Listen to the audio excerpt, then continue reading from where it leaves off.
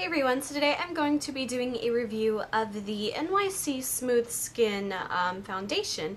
This is a new foundation that I just picked up probably about maybe 2 weeks ago, and I've been trying it out and I thought I would do a review for you guys. So the first thing that really kind of drew me to try this product was the price, and it's so inexpensive. It's right around I think $3.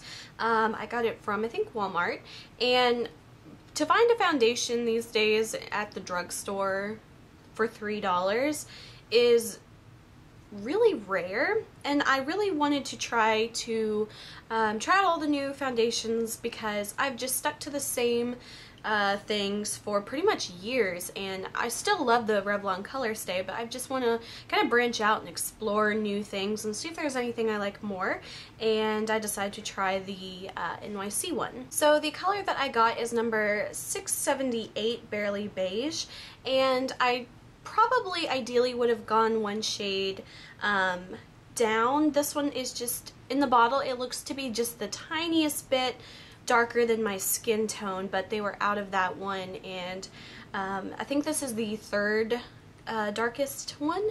I think they might have had maybe 5 or 6 colors total, so the color range is kind of limited, but I decided to try this one, and actually whenever I try the color on my skin, it actually doesn't look that bad. However, it does oxidize a bit if you let it dry. It will kind of get darker throughout the day, which is something I'm not really a huge fan of. I really don't like when foundations oxidize. Sometimes they can get darker, sometimes they'll turn a little bit orangey, and I noticed that a tiny bit with this foundation.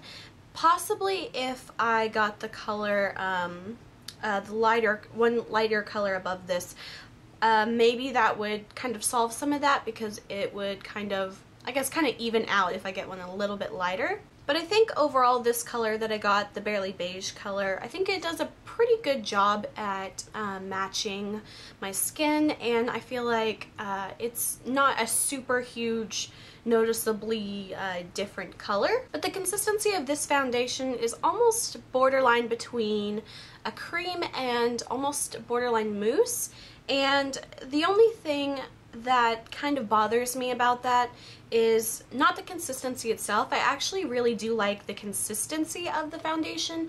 I typically like things that have a little bit more kind of cream feeling to it, not super dry or anything. But the problem with the consistency with this package is that you can't really get this out. It does not have a pump or anything, it's just the open top. I could just sit here and hold this all day and nothing will come out.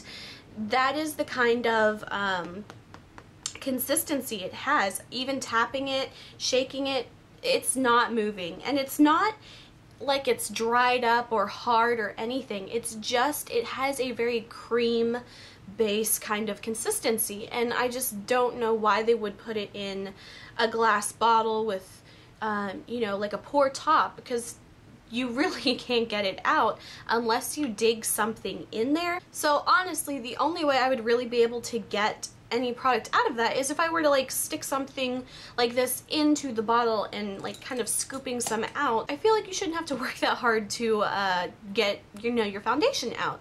So I'm not really sure why they decided to package it in this type of bottle. It seems like it would make more sense if it had a pump, or if it came in a maybe like a tube that you'd squeeze it out, but I don't know why they would put it in a glass tube like this, because it does not come out. But I actually do like the consistency of it. I like the kind of creaminess to it, because it does have a bit of it has a lot more moisture to it. I definitely think that it doesn't leave my skin feeling super dry or anything like that, and I have dry skin to begin with, so that's definitely not something that I look for in a foundation. I like things that are a little more hydrating or have a little bit more moisture content to it, and I find that creamier foundations kind of have that characteristic. As far as dry patches on my face, I feel that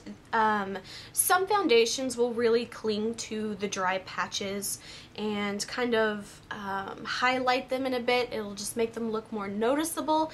I don't find to have that problem with this. It does stick a little bit to my dry areas, but that's just because it's, you know, a dry area.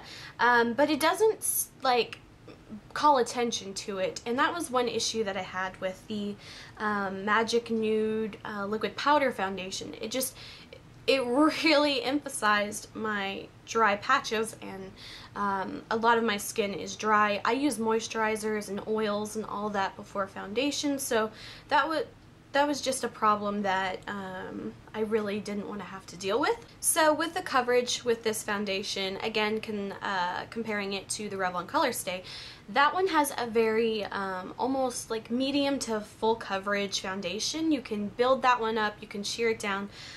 With this one, I say you get a pretty, I would say a pretty medium coverage, maybe more of like a medium light coverage, but I feel like it's the perfect amount for me. I can still see my skin through it without it looking like a big mask or anything like that, and it still, you know, covers up my problems. I have little breakouts here, and I think it does a really decent job at just evening out my skin, because I do get breakouts and I do have dry spots and a tiny bit of redness, but overall my skin, I would say, is decently even. So this just does a nice job at just kind of furthering the evenness of it.